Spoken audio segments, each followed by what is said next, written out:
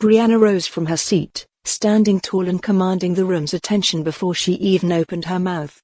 Her tone was firm, her voice clear and resolute. The sweaty requirement isn't just a fitness program, it's a necessity. I am absolutely, unequivocally, and unapologetically in favor of this mandate.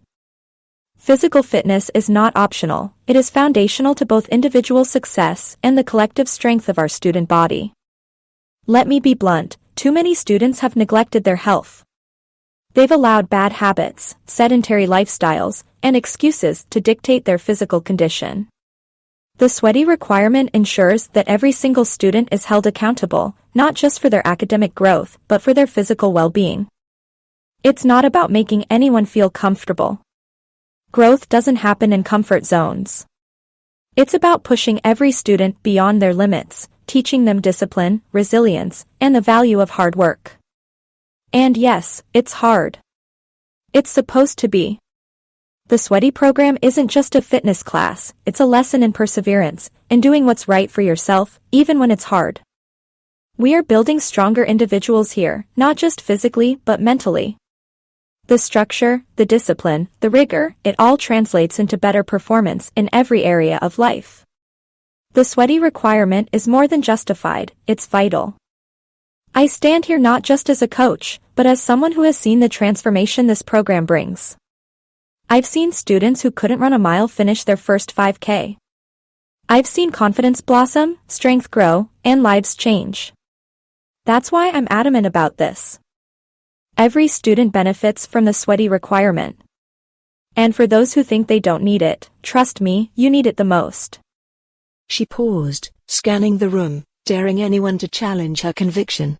Then, she sat down, her message delivered with unwavering determination. Amanda Steinberg adjusted her glasses, taking a deep breath before stepping to the front of the room. Her voice was steady, though tinged with frustration. The sweaty requirement is not a testament to health and wellness, it's a burden, an unnecessary imposition that oversteps the boundaries of personal choice and adult autonomy. We are college students, adults, here to pursue academic success and develop skills that will prepare us for our careers. Yet, instead of focusing on our studies, we're being forced to spend excessive hours in the fitness center, subjected to grueling physical demands that many of us neither want nor need. The mantra of healthy mind, healthy body may sound nice on a motivational poster, but let's be honest, mental well-being doesn't come from exhaustion, humiliation, or feeling like a failure because you can't keep up in a boot camp class. For some of us, the stress of trying to juggle these requirements on top of academics is damaging, not uplifting. More importantly, as adults, we should have the right to decide for ourselves how we prioritize our time and what role fitness plays in our lives. Not everyone aspires to be a fitness enthusiast. Some of us are here to write, to research, to innovate, not to be molded into athletes. The sweaty requirement assumes a one-size-fits-all approach to health and ignores the diversity of student needs, goals, and abilities. It interferes with our schedules, compromises our academic performance, and forces us into activities that many of us find unnecessary or even counterproductive. Fitness should be encouraged, not mandated. Let those who want to pursue it do so freely. For the rest of us, let us use our time in ways that align with our priorities, not someone else's idea of what's best for us. The sweaty requirement is not about empowerment, it's about control. And I firmly believe it's time to eliminate it. Amanda stepped back, folding her arms, her face set in defiance as she waited for the counter-arguments to come. Brianna stood up, her posture commanding, her eyes narrowing slightly as she addressed the room. Her voice was calm, but laced with a no-nonsense intensity that silenced any murmurs. Amanda, your statement is not just misguided, it's a reflection of exactly why the sweaty requirement exists and why it is absolutely necessary. First, let's talk priorities. You claim that academics and career preparation should come first. But let me be clear, without your health, you won't have a career, and your academic achievements will mean nothing if you lack the physical and mental resilience to handle the demands of real life. It's not just about you, it's about society as a whole. People who live sedentary, unhealthy lives become burdens. They contribute to skyrocketing healthcare costs, strain resources, and force others to shoulder the load when they're too sick or unfit to pull their weight. Employers lose productivity to sick days, and society has to make accommodations for conditions that could have been prevented with discipline and initiative. That is the reality. And that's exactly what we're trying to prevent with this program. The sweaty requirement is supposed to be overwhelming. It's supposed to push you out of your comfort zone because comfort is exactly what got you into this condition. The more you resist it, the more obvious it becomes that you need it. You talk about being an adult and having the right to choose whether or not to exercise. But let me ask you this, how can you claim to be prepared for the future when you're not even willing to prioritize your own health? Adults make hard choices. Adults take responsibility for their shortcomings and work to correct them. Choosing to neglect your health is not an adult decision, it's an excuse, and excuses have no place here. And let's address the time issue. Yes, the sweaty program interferes with your studies, because it should. If you're in the condition that landed you in my class, then health needs to come before anything else. You've had years to make better choices, and you didn't. So now, we're making those choices for you. The uniform, the discipline, the intensity, it's all there for a reason. It strips away distractions, fosters accountability, and puts you in an environment where you have no choice but to focus and improve. The purpose isn't to humiliate you, it's to ensure that when you leave this university, you're a stronger, healthier person who isn't a burden on yourself or anyone else. Amanda, you can resent this program all you want. You can complain about how hard it is, how much it demands of you. But let me remind you of one thing, the sweaty requirement isn't here to coddle you. It's here to save you from your bad habits, your complacency, and your excuses. So, you don't like the program? Good. That means it's working. See you in class. Brianna sat down, her gaze steady, daring anyone to challenge her logic. Amanda stood up, clutching her notes, though her flushed face betrayed her growing frustration.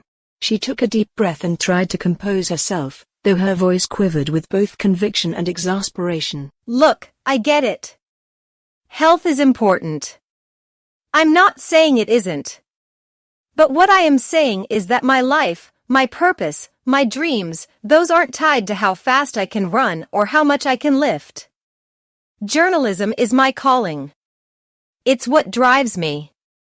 It's what I've wanted to do my entire life. I came to this university to learn how to tell stories that matter, to shed light on issues that need attention, and to make an impact with my words. None of that has anything to do with my weight or how many jumping jacks I can do in 90 minutes. And yes, I'll say it, I hate this program. I hate how much time it takes away from my studies, how much energy it saps from me when I should be focused on my career. I hate being yelled at like I'm in boot camp, and I hate being forced to wear this uniform that feels more like a punishment than a tool for discipline. I didn't come to Ohio State to be screamed at by a drill sergeant or to spend my mornings sweating through a scarlet tank top and gray shorts that shout "Sweaty Ohio State student" to anyone within a mile radius. I came here to prepare for a career in journalism, a career that has nothing to do with how fit I am or how much I weigh. My weight doesn't define me. It doesn't determine my ability to succeed as a journalist. It doesn't affect my ability to think critically, to write compellingly, or to connect with an audience. My dream is to become a journalist who influences the world with her words, and that dream doesn't involve spending 90 minutes a day being tortured in your boot camp, Coach Brianna. You think this program is supposed to save me? Well, maybe I don't need saving. Maybe what I need is the time, focus, and energy to pursue the career I've worked so hard to prepare for. And if that means cutting back on a program that demands more than it has any right to, then so be it. Amanda sat down abruptly, her arms crossed, her gaze fixed firmly ahead. But the room was silent, and it was clear her words had done little to sway the audience. Brianna's unyielding stare made her shift uncomfortably in her seat. Brianna rose from her seat slowly, fixing Amanda with a stare so piercing that the entire room seemed to hold its breath. She spoke, her tone firm and deliberate, with the commanding presence that made her infamous on the fitness floor. Amanda, your speech just now perfectly illustrates why the sweaty requirement is not just important, it's absolutely necessary. Your entitlement, your excuses, your dismissal of discipline, all of it screams why this program exists in the first place. You sit there, wrapped in self-pity, and argue for freedom from a program designed to save you from yourself. Let me make one thing very clear, the sweaty requirement isn't here to make you comfortable. It's here to make you better. You think your dreams of journalism exempt you from hard work? They don't. Every future employer, every peer, and every audience member will see you not just as a journalist, but as a person. You think they'll respect someone who can't even respect herself enough to prioritize her health? Your attitude will undermine everything you're trying to build. And let's talk about this interference with your studies. The sweaty requirement should interfere because nothing, not your academics, not your career ambitions, is more important than your health. You're not going to achieve anything if you can't even take care of the body carrying you through life. You sit there demanding the freedom to neglect yourself, and I'm telling you that as long as the sweaty program exists, we won't let you. Now, about the uniform. It's not just about movement or monitoring form. It's about humility. It's about accountability. You hate it because it puts you in a position where you can't hide your lack of effort, your lack of fitness, your lack of respect. That uniform is a reminder that you're here to follow orders, to be coached, and to submit to a system that knows better than you what you need. And let's be crystal clear, disrespect a coach, and you'll drop for 50 push-ups. Complain, and I'll make you run until your legs give out. That's not cruelty, it's correction. You're not in charge here, Amanda. Your coach is. And the sooner you accept that, the sooner you can start making real progress. You claim that your weight doesn't affect your ability to succeed as a journalist. Maybe not directly. But your refusal to respect discipline, your rejection of hard work, and your excuses for mediocrity? Those absolutely will. Because it's not just your body we're training, Amanda, it's your mindset, your willpower, and your respect for structure. So let me remind you of your place. You're here because you let yourself go. You're here because you need this. And as long as I'm your coach, I'll make sure you leave here better than you came, even if it means keeping you in my class for as long as it takes. You don't get to dictate the terms of your improvement, Amanda. That's my job. And you'll thank me for it one day. Brianna crossed her arms, her piercing gaze never leaving Amanda, who looked down at her desk, cheeks burning. The room remained silent, every student aware they had just witnessed something unforgettable. As the class murmured nervously, Brianna stood at the front of the room, her arms crossed with a commanding look that froze everyone in their seats. Her voice rang out, sharp and unyielding. "All right, class, since some of you seem confused about the importance of respecting authority and following instructions, let me clear things up for you. Everyone, down on the floor. 50 push-ups. Right now." A wave of stunned silence swept through the room. Students exchanged glances, incredulous. Amanda, visibly irate, crossed her arms and glared at Brianna. You can't be serious, Amanda muttered. Brianna's gaze locked onto her. Oh, I'm dead serious. And let me be clear, anyone who doesn't start push-ups right now will be assigned to 5 of my boot camp classes. Not 5 sessions, 5 full classes. And when I say 5, I mean 5 done right. And I'll decide when they're done right. If you're already in my boot camp, congratulations, you just earned 5 more. A few students tentatively slid out of their chairs and onto the floor, hesitant but afraid to challenge her further. Amanda, however, remained defiant, sitting upright with her arms crossed. It was then that Fatima Diop and Fumiko Takashima, fellow head sweaty coaches seated in the back, calmly stood, rolled up their sleeves, and dropped into push-up position. Brianna raised an eyebrow. Fatima, Fumiko, you don't have to do this. Fatima smirked. If you give the order, coach, we follow it. We're part of the team. Fumiko chimed in with a stern glare at the room. You heard your coach. On the floor. Now! The intensity in Fumiko's voice sent a shockwave through the class. Chairs scraped as students scrambled to comply, realizing the coaches were not bluffing. Amanda, gritting her teeth, reluctantly slid to the floor with the others. Brianna prowled the room like a drill sergeant, her sharp eye catching every flaw. She focused her attention on Amanda, who was struggling almost immediately. Count out each rep, Amanda. Amanda's voice wavered. 1, 2. Louder. Brianna snapped. And fix that form. Elbows in, chest to the floor. This isn't a half-hearted attempt, this is your life you're working on. Amanda's breaths grew ragged as sweat dripped from her forehead onto the floor. By the time she hit 15, her voice was barely a whisper. I can't. I can't. You can and you will. Brianna barked, her voice cutting through the room. If you're too out of breath to count, you're doing it wrong.